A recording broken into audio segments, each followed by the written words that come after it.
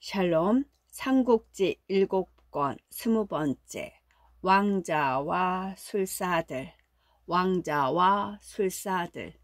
조조가 허창으로 돌아가자 다시 그를 위왕으로 받들어야 한다는 의논이 조정의 벼슬아치들 사이에 일었다. 넓은 한중 땅을 새로 얻은 데다 싸움은 이기지 못해도 강권 손권에게서 조공까지 받게 되어 그의 위세가 더욱 높아진 까닭에 높고 낮고를 가리지 않고 그의 모든 벼슬아치가 다 나선 의논이었다. 그러나 이번에도 반대하는 사람은 있었다. 상서 최염이 힘을 다해 그 일이 옳지 않음을 외치고 나섰다. 그를 달래다 안 된 벼슬아치들이 지난 일을 들어 슬며시 겁을 줘 보았다. 그대는 순문약의 일을 모르시오. 그러자 최염이 벌컥 성을 내며 소리쳤다. 모든 일은 다 때가 있는 법이다. 그대들이 굳이 그 일을 하겠다면 마음대로 하라. 반드시 좋지 못한 일이 생길 것이다. 워낙 인품이 곱고 학문이 깊은 그가 그렇게 뻗대니 다른 사람들도 당장은 어쩌는 수가 없었다. 잠시 의논을 멈추고 세상 돌아가는 형편만 살폈다. 그런데 그날 그 자리에 최염과 사이가 나쁜 벼슬아치 하나가 끼어있어 그 일을 조조에게 일러 바쳤다. 첫 번째는 순욱이 방해하더니 이번에는 또 최염이 나서서 반대한다는 말을 듣자 조조가 크게 노했다. 곧 영을 내려 최염을 잡아 가두고 그 까닭을 따져보게 했다. 최염은 이미 한나라 충신으로 죽기를 결심한 것 같았다. 호랑이 같은 눈을 부릅뜨고 용트림같이 구불구불한 수염을 떨며 따져묻는 정의를 꾸짖었다. 이놈은 조조가 임금을 속이는 간적임을 몰라서 묻느냐. 그 말을 전해 들은 조조는 더 참지 못했다. 원소를 멸망시키고 기주에서 처음 그를 얻을 때부터 두텁게 대접해온 사람이라 더욱 그랬을지도 모를 일이었다. 사람을 보내 옥중에서 최염을 때려 죽여버렸다. 최염이 그렇게 끔찍한 죽임을 당하자 이제는 아무도 말릴 사람이 없었다. 건안 22년 여름 5월 조정의 모든 벼슬아치들은 전작에 표문을 올렸다. 위공 조조는 그 공덕이 옛적의 이윤이나 주공도 따르지 못할 만큼 크니 마땅히 위왕으로 올려 세워야 한다는 내용이었다. 허수아비 천자가 무슨 수로 그걸 마다하겠는가? 곧 글 잘 쓰는 종묘에게 명을 내려 조서를 짓게 하고 조조를 위왕으로 세우도록 했다. 조조는 짐짓 3번이나 사양하다가 그 3번 모두 허락되지 않자 다시 조서를 내리기를 기다려 마침내 위왕의 자귀를 받았다. 12줄 면류관에 6마리 말이 끄는 황금 수레를 타고 천자가 쓰는 의장을 그대로 쓰는 조조의 행차는 참으로 볼만했다. 나가면 모두가 그 화려함에 놀라고 돌아오면 그 위엄에 급히 길을 지웠다. 조조는 엄군의 위왕의 궁궐을 짓고 세자를 세울 일을 의논했다. 조조의 본처 정부인은 자식이 없었고 첩 유씨에게서 맏아들 앙을 보아 정부인에게 아들 삼게 하였으나 장수와 싸울 때 죽어 그때 남은 것은 첩 변씨가 낳은 아들 넷이었다. 마지가 비유, 둘째는 장이며 셋째는 식이고 넷째는 웅이었다. 이에 조조는 자식 없는 정부인을 내쫓고 변씨를 높여 왕비로 세웠다. 그러나 세자를 세우는 일은 곧 쉽지가 않았다. 조조는 셋째 아들 식을 매우 사랑하여 그를 세제로 세우고 싶었다. 조식은 자를 자건이라 하며 매우 총명했고 글을 잘했다. 분만 들면 바로 문장이 된다 할 정도로 뒷날에는 건한 7자의 하나로 기림을 받았다. 맏아들 조비는 아우에게 세자 자리를 뺏길까 겁이 났다. 어느 날 가만히 중대부 가후를 찾아가 계책을 물었다. 몇 번이나 주인을 바꾸어 가면서도 품위를 잃지 않고 영달을 누리는 난세의 모사답게 가후는 이내 조비가 해야 할 일들을 자세히 일러주었다. 가후로 보면 다음 세대의 주인 될 사람에게까지 미리 질긴 줄을 댄 셈이었다. 조비는 가후의 가르침에 충실했다. 조조가 멀리 싸움을 나가게 되면 여러 아들이 모두 배웅을 했는데 그때 조식은 언제나 말과 글로 아비의 공덕을 죽이고 자식의 정을 드러냈다. 조비도 결코 그래 어두운 사람은 아니었다. 그러나 가후를 만난 뒤로부터 말과 글로 조식과 다투는 대신 행동으로 정성과 진정을 나타내려 애썼다. 조조가 어려운 싸움을 떠날 때마다 눈물을 흘리며 절하고 배웅하니 보는 이가 다 그 효성이 지극함에 감동할 정도였다. 조조도 마침내는 시기 글재주만 있을 뿐 정성된 마음은 비에 미치지 못하는 게 아닌가 의심하게 되었다. 거기다가 조비는 또 아버지를 가까이서 모시는 사람들을 몰래 매수했다. 금은을 아끼지 않고 그들 구워 삶으니 소금 먹은 놈이 물 켠다고 그 효과는 어김없었다. 그들은 기회 있는 때마다 조조에게 조비의 깊은 덕을 칭송했다. 그렇게 되자 조조도 차차 마음이 흔들리기 시작했다. 마음은 아직도 식에게 기울어져 있지만 한편으로는 비도 버리기에는 아까웠다. 이에 망설이던 조조는 가후를 불러 조용히 물었다. 나도 이제 뒤를 이을 사람을 정해야 되겠는데 누구를 세웠으면 좋겠나. 그러나 눈구렁이 같은 가후는 얼른 대답을 하지 않았다. 혼자 급해진 조조가 다그쳤다. 그대는 왜 대답을 않는가? 방금 뭘 좀 생각하느라 미처 대답을 못했습니다. 가후가 이제 막 정신이 들었다는 듯 능청스레 대답했다. 무슨 생각을 그토록 골똘히 했는가? 조조가 다시 물었다. 그래도 가후는 여전히 지나가는 말처럼 대꾸했다. 그저 원소와 유표가 제 자리를 잃을 자식을 고르던 일을 잠깐 생각했을 뿐입니다. 하지만 그것이야말로 조비에게는 자신을 세자로 세우라는 천마디 권유보다 더 큰 힘이 되었다. 원소나 유포가 그토록 어이없이 무너진 것은 바로 후사로 맏아들을 세우지 않아 생긴 골육 간의 싸움 때문이 아니었던가. 그대도 어지간하구나. 다음부터는 말을 바로 하라. 조조는 그렇게 말하며 껄껄 웃은 뒤 마침내 맏아들 비를 왕세제로 세웠다. 그의 4월이 되자 조조가 살 왕궁이 다 세워졌다. 조조는 사람을 뽑아 여기저기로 보내 진기한 꽃과 낯선 과일 나무들을 구해오게 했다. 궁정 뒤뜰에 심기 위함이었다. 그들 가운데는 동으로 간 사람도 있었다. 송건을 찾아보고 위왕 조조의 뜻을 전하고 다시 온주로 가서 조조가 즐기는 그곳의 귤을 가져가려 했다. 이때 송건은 조조의 눈치를 보며 비유를 맞추려고 애쓰고 있었다. 조조가 보낸 사람이 온주에 굴을 가져가려 한다는 소문을 듣고 그곳에 영을 내려 큰 귤만 40짐을 고르게 했다. 그리고 일꾼을 지켜 밤낮을 가리지 않고 업군으로 저 나르도록 했다. 그런데 그 도중 지친 일꾼들이 어떤 산자락에 짐을 벗어놓고 쉬고 있을 때였다. 애꾸 눈에 한 다리를 전 어떤 늙은이가 등나무를 찢어 만든 흰 관에 푸른 옷을 입고 나타나 말했다. 보아하니 그대들은 모두 짐지기가 힘든 모양이구나. 이 시원찮은 도인이 모두 대신 져줄까 하는데 그대들 생각은 어떤가?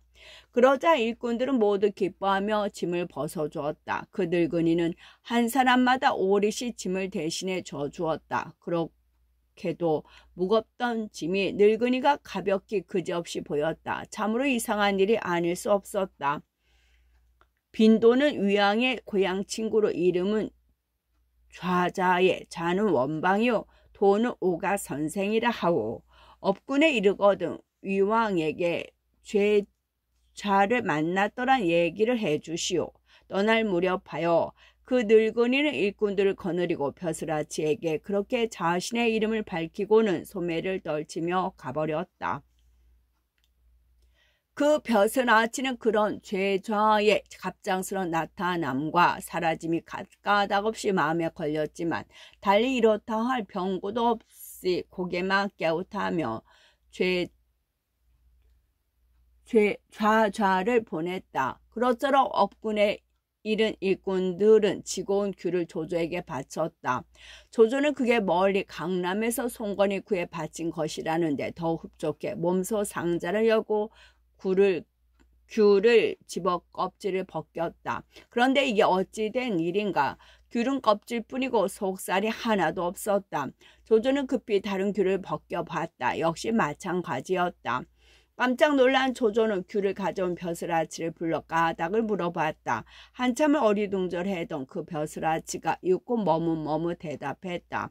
달리 이상한 일은 없고 다만 도중에 만난 좌자라는 늙은이가 마음에 걸립니다. 그리고 좌자의 일을 모두 얘기했다. 그 좌자가 무슨 재간을 부린 것 같다는 얘기였지만 조조는 아무래도 믿을 수가 없었다. 그 벼슬아치가 급한 김에 둘러대는 말이 아닌가 싶어 이것저것 캐묻고 있는데 갑자기 사람이 와서 알렸다.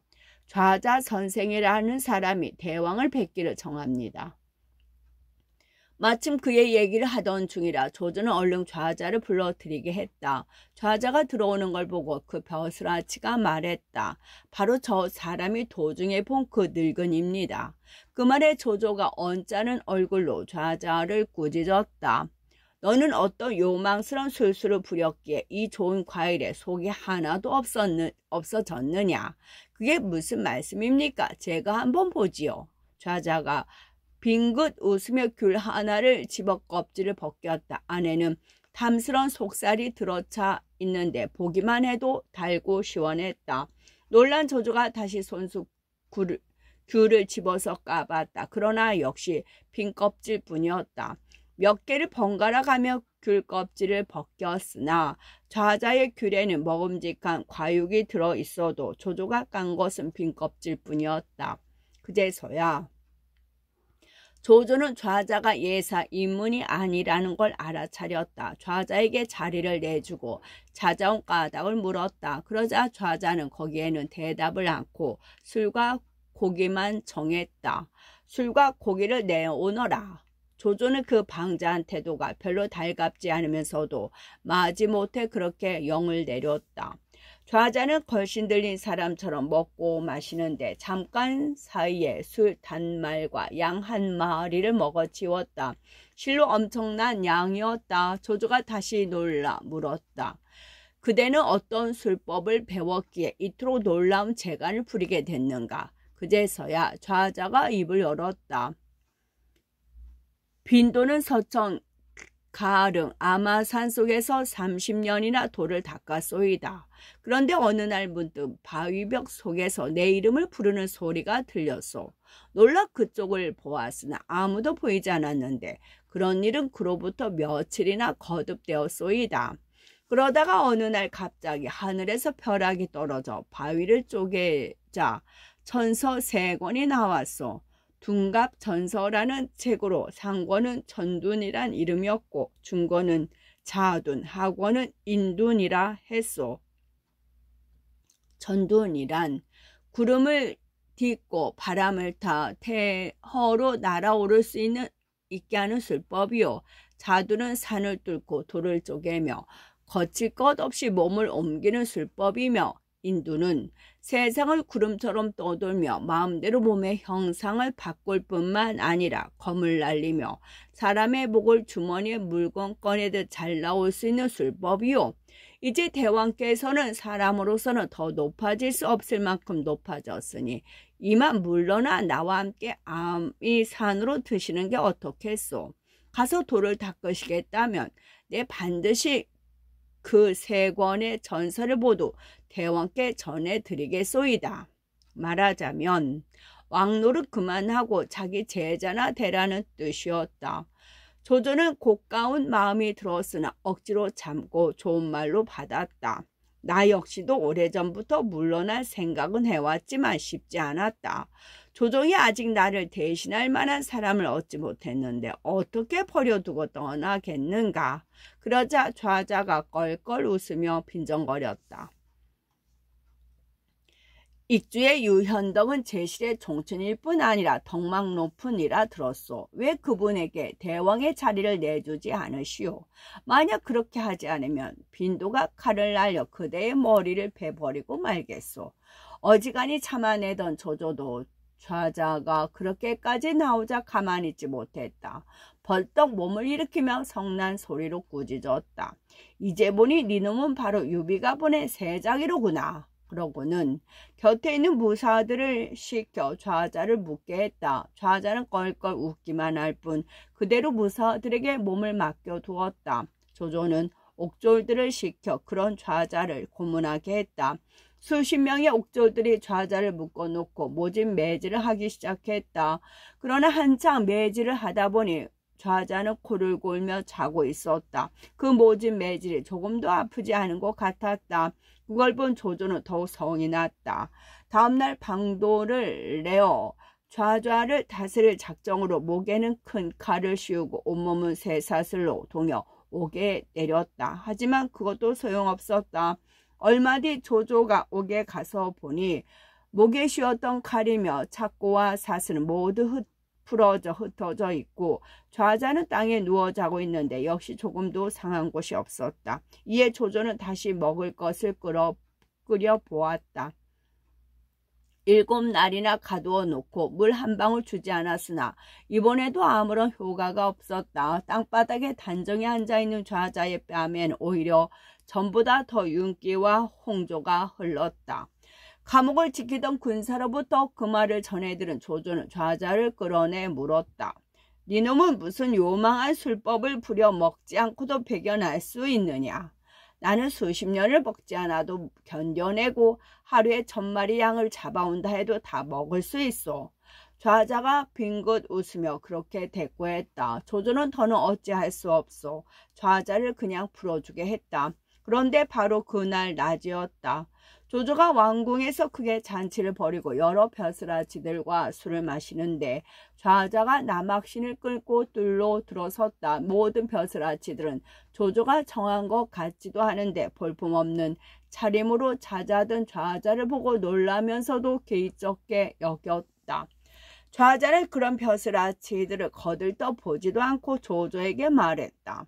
대왕의 오늘 잔치에는 물과 뭇에서 난 모든 것들이 갖추어져 있구려. 여러 신하들과 함께 앉은 큰 잔치라 사방에서 구한 진귀한 음식들이 많을 것이나 그래도 빠진 게 있을 것이외다. 그게 무엇인지 말씀해 주시오.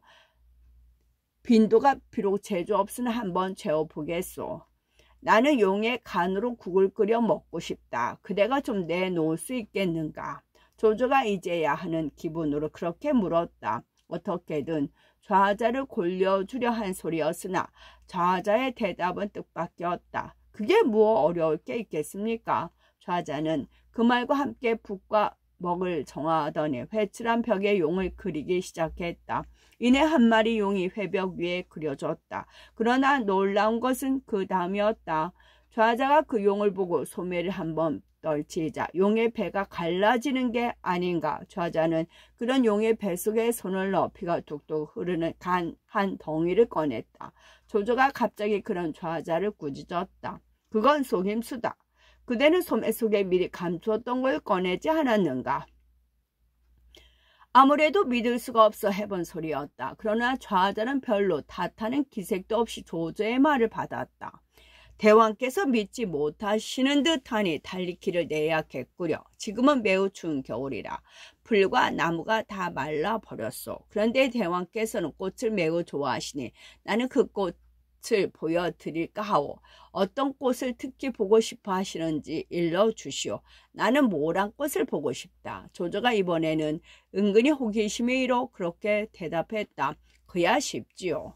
좌자는 그 말과 함께 큰 화분 하나를 뜰로 가져오게 했다. 좌자는 물 한 모금을 정해 그 화분 위에 뿌려 품었다. 그러자 문득 화분 속에서 모란 한 줄기가 돋더니 커다란 꽃 2송이를 비웠다. 조금 전 용의 간을 꺼낼 때만 해도 조조처럼 한가닥 의심을 품었던 벼슬아치들이었으나 그걸 보자 더는 좌자를 의심할 수 없었다. 한결같이 그 신통한 술법에 놀라 좌자를 술자리로 모셔 앉혔다. 조조도 마지못해 좌자가 함께 자리하는 걸 눈감아 주었다. 얼마 뒤에 요리사가 화를 내었다. 얼마 뒤에 요리사가 회를 내왔다. 좌자가 회를 보더니 한마디 했다. 회라면 송강의 농어회가 으뜸이지요. 지금이 한창 만날 때외다. 아무리 만난들 여기서 천리나 떨어진 송강의 농어를 무슨 수로 먹어보겠나. 조조가 그렇게 봤자 좌자가 다시 재주를 보였다. 까짓 건 뭐 어렵겠소이까. 낚싯대나 하나 빌려주시면 당장 맛보게 해드리겠소. 그렇게 말하고 낚싯대 하나를 빌려 뜰 아래 있는 연못에 들여왔다. 얼마 안 돼 커다란 농어들이 몰리기 시작해 좌자는 잠깐 동안에 수십 마리를 낚아 올렸다. 조조가 그 농어들을 보고 또 억지를 부렸다. 이 농어들은 원래부터 샘못에 있던 것들이다. 송강의 것이 아니다. 그러자 좌자가 빈정거렸다. 대왕께서는 어찌하여 거짓말을 하시오. 천하의 다른 농어는 모두 아가미가 둘 뿐이지만 송강의 농어만은 아가미가 넷이외다. 한번 살펴보시지요. 그 말에 사람들이 모두 좌자가 집어올린 농어를 살펴보니 정말로 아가미가 넷이었다. 그러자 좌자가 거기서 그치지 않았다. 송강의 농어를 요리해 먹자면 반드시 촉에서 난 생강이 있어야 하는데 그렇게 중얼거리자 조조가 다시 그를 떠보았다. 그대는 그 생강도 가져올 작정인가? 어려울 것도 없지요. 좌자는 선선히 대답하고 이번에는 새로 만든 화분 하나를 가져오게 했다. 좌자가 옷을 벗어 그 화분에 덮고 뭐라 중얼거리자 금세 화분 가득 그 생강이 피어났다. 좌자는 그 생강을 화분채 조조에게 갖다 바쳤다. 조조가 두 손으로 받아보니 그 화분 안에 책 한 권이 들어있는데 겉장에 맹덕신서라 쓰여 있었다. 조조는 그 책을 넘겨보았다. 한 글자도 다르지 않은 게 틀림없이 자기가 쓴 맹덕신서였다. 그 책이 왜 화분 안에 들어가 있는지 몹시 이상해서 물으려 하는데 좌자가 문득 술상 위에 옥잔에다 술을 가득 부어 올리며 말했다. 한 잔 드시지요. 대왕께서 이 술을 마시면 전년을 사실 것이 왜다. 하지만 가뜩이나 좌자를 믿게 보고 있던 조조에게 선뜻 받아 마실 마음이 난리 없었다. 좌자의 솜씨라면 남몰래 술의 톡을 풀 수도 있다고 본 것이었다. 그대부터 먼저 마시도록 하라. 조조가 자신의 의심을 감추지 않고 그런 말로 좌자의 잔을 물리쳤다. 조조의 마음속을 읽었는지 좌자가 껄껄 웃으며 관에 꽂혔던 옷비녀를 뽑았다. 그리고 그걸로 잔 한가운데를 한번 쭉 긋자 신기하게도 잔은 술이 담긴 채 두 쪽으로 갈라졌다. 자, 이렇게 나눠 마시면 대왕께서도 안심하고 잔을 비우실 수 있을 것이요. 술잔의 반쪽은 자신이 마신 좌자가 남은 반쪽은 조조에게 내밀며 껄껄거렸다. 조조도 마침내 노하고 말았다.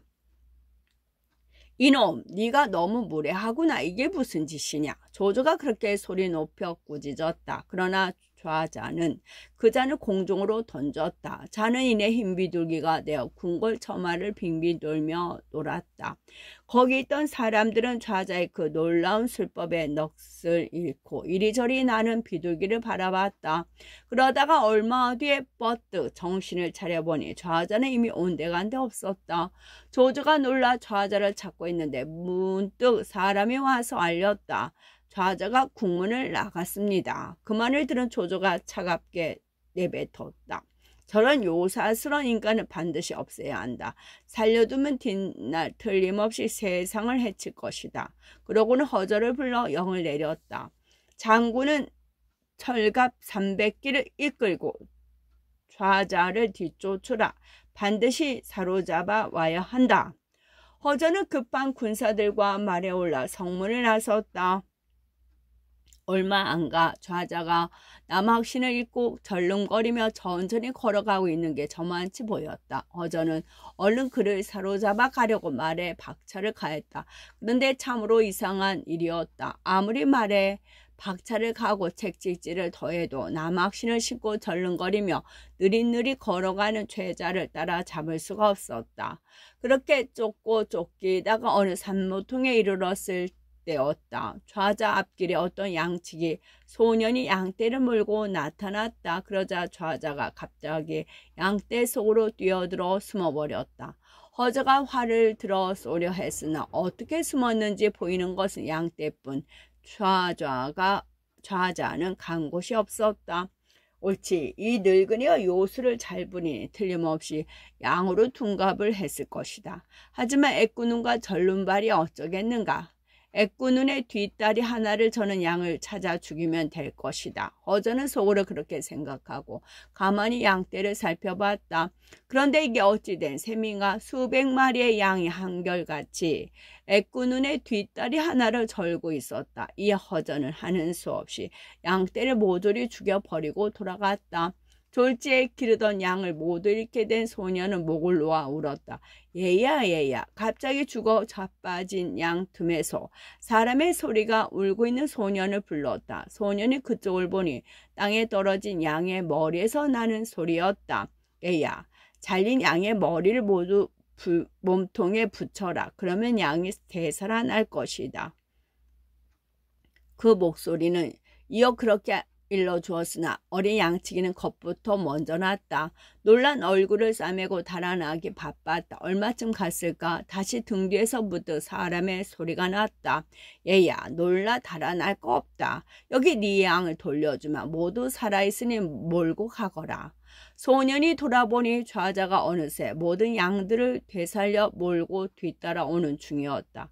소년은 반가우면서도 궁금함을 이기지 못해 좌자에게 달려갔다. 그리고 궁금한 걸 물으려는데 좌자는 어느새 소매를 떨치며 저만치 가고 있었다. 그 빠르기가 걷는다기보다는 나는 것 같았다. 그 뒷모습이 점점 작아지더니 금세 보이지 않았다. 집에 돌아간 소녀는 주인에게 그 놀라운 일을 알렸다. 그때는 이미 좌자의 소문이 성 안에 퍼진 뒤였다. 주인은 그 일을 숨겨둘 수 없다 여겨 조조에게 알렸다. 허저의 말을 듣고 좌자가 죽었으려니 믿고 있던 조조는 그 말을 듣자 몹시 노했다. 그 좌자의 생김을 그리도록 해서 사방에 나눠주며 좌자를 잡아들이라 명했다. 사흘도 안 돼 성 안팎에서 좌자로 지목되어 잡혀온 사람이 300~400명이나 됐다. 한결같이 애꾸눈의 절름발이요 흰 등나무 관에 푸른 옷을 입고 남학신을 깬 게 틀림없는 좌자였다. 저들에게 돼지와 양의 피를 뿌려라. 조조는 그렇게 명을 내려 붙들려온 좌자들이 더는 요사스런 술법을 부리지 못하게 한 뒤 그들을 모든 군사들을 조련하는 마당으로 끌어내게 했다. 그리고 몸소 갑병 500을 끌고 가서 그들을 남김없이 목베었다. 수백의 좌자는 목이 잘릴 때마다 목구멍에서 맑은 기운을 한 가닥씩 내뿜었다. 그 기운들은 흩어지지 않고 공중을 떠돌다가 하나로 뭉치더니 곧 한 사람이 좌자로 변했다. 그 좌자가 하늘을 보고 손짓을 하자 어디서 왔는지 커다란 백학 한 쌍이 날아와 그를 태웠다. 흑쥐가 새범을 따라가니 간웅이 하루아침에 죽는구나. 학을 탄 좌자가 사라지기 전에 손뼉을 치고 껄껄거리며 조조에게 마지막으로 남긴 말은 그러했다. 흑쥐니 쇠범이니 하는 말이 아리송한 대로 자신의 죽음이 머지 않았음을 말하는 것을 알아차린 조조가 머리칼과 수염을 곤두세우고 소리쳤다. 모두 활을 쏘아라. 저 요망한 놈을 쏴 죽여라. 이에 홀린 듯 좌좌가 사라져가는 하늘만 올려보고 있던 장수들이 활과 화살을 꺼내들었다. 그런데 그때였다. 갑자기 미친 듯한 바람이 일며 돌을 굴리고 모래를 날렸다. 그러자 목이 잘려 죽어 자빠진 좌좌의 시체들이 모두 일어나 각기 자기 목을 찾아들고 조조에게로 몰려들었다. 그 무시무시한 광경에 마음 약한 문신들은 물론 간 큰 무장들까지도 놀라 자빠졌다. 어지간한 조조도 마침내는 견뎌내지 못했다. 자기 목을 주워든 목 없는 시체들이 떼를 지어 에워쌌다. 그 또한 놀라 쓰러지고 말았다. 좌자의 시체들은 한참 뒤 바람이 가라앉고 나서야 없어졌다. 겨우 정신을 차린 사람들은 쓰러진 조조를 들쳐업고 궁궐로 돌아갔다.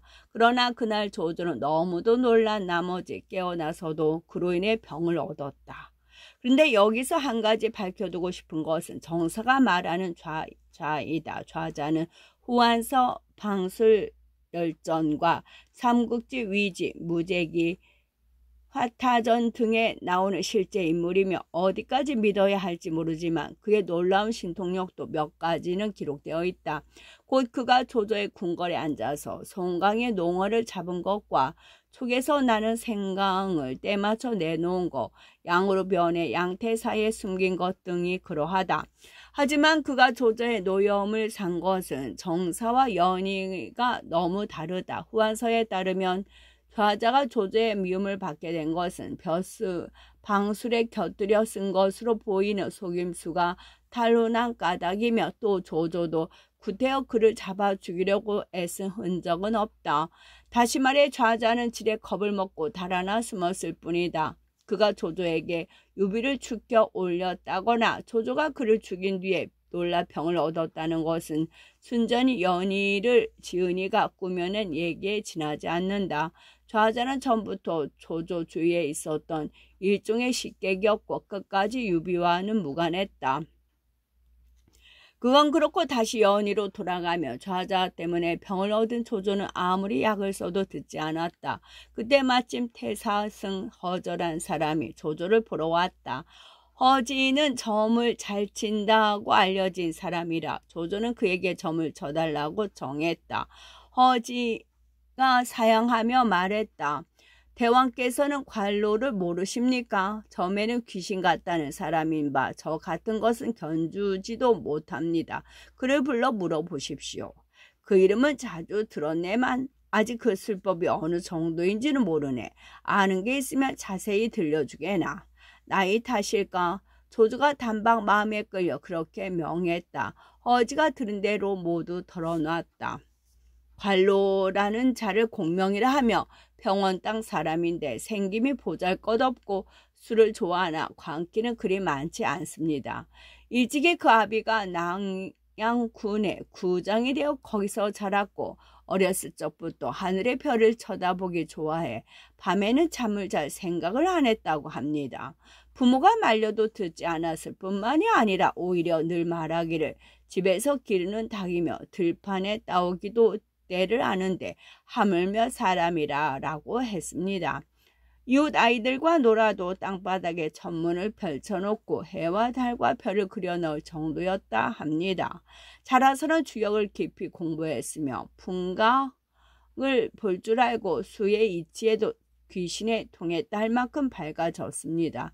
그러나 그 모든 것에 못지않은 것이 남의 상을 부는 재주였습니다. 낭야태수 선자춘이 일찍이 그의 놀라운 이름을 듣고 관로를 불러들여 만나본 적이 있습니다. 그때 자리에는 100여 명의 손님이 있었는데 모두가 말 잘하는 선비들이었지요. 관로가 그들을 둘러본 뒤에 선지춘에게 말했습니다. 제가 나이 어려 아직 담력이 굳세지 못합니다. 먼저 좋은 술 석대만 내려주시면 그걸 마신 뒤에 얘기를 시작하겠습니다. 그리고 자춘이 그 말을 남다르게 여겨 술 석대를 내오게 하자 관로는 그 술을 단숨에 들이켠 뒤 다시 물었다고 합니다. 오늘 저와 마주 말씀 나누려는 분은 여기 계신 모두 선비들입니까? 그 말에 자춘이 대답하기를 아니세. 내 자신이 그대와 맞서 겨뤄보려 하네 라고 했습니다.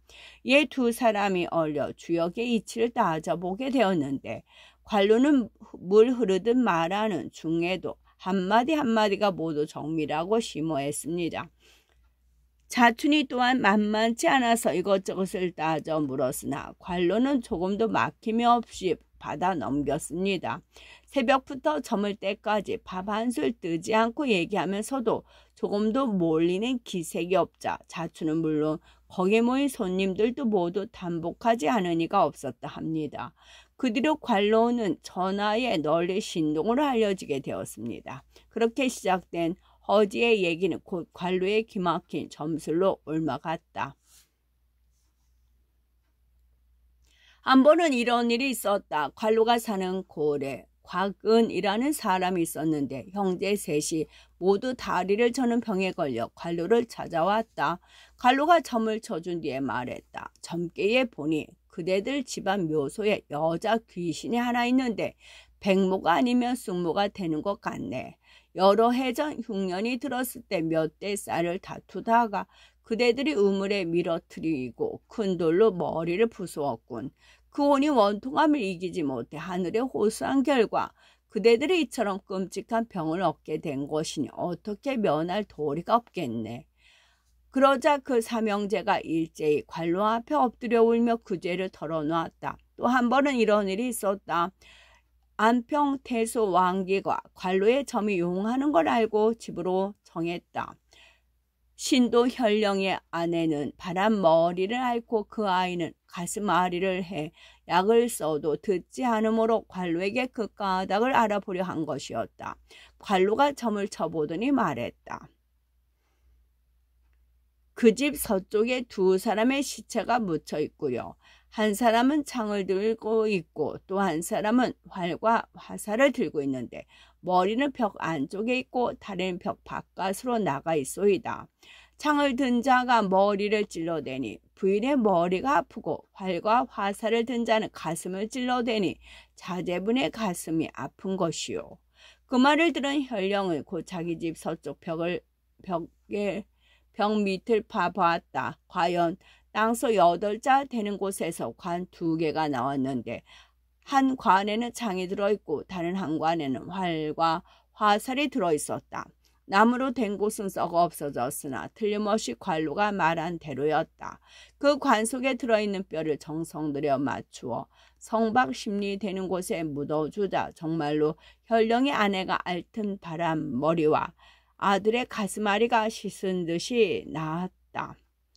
관도 현령 제갈원의 신흥태수로 가면서 관로를 시험해둔 것도 널리 알려진 일 가운데 하나였다. 관로가 점을 잘 쳐 감춰진 물건을 쉽게 알아냈다는 말을 들은 제갈원은 배웅을 나온 사람들 중에 낀 관로에게 나무합 3개를 내놓고 앞에 든 것을 맞춰보라 했다. 그 안에는 각기 제비알과 벌집과 거미가 들어있었다. 점괘를 뽑아본 관로가 첫 번째 나무합을 보고 말했다. 생명의 기운을 머금고 있으니 반드시 모양이 바뀔 것이며 집 처마에 의지하고 암수가 짝을 지어 살고 깃털과 나래가 펼쳐질 것이라 하니 이는 틀림없이 제비알입니다. 그런 다음 두 번째 나무합을 보고 말했다.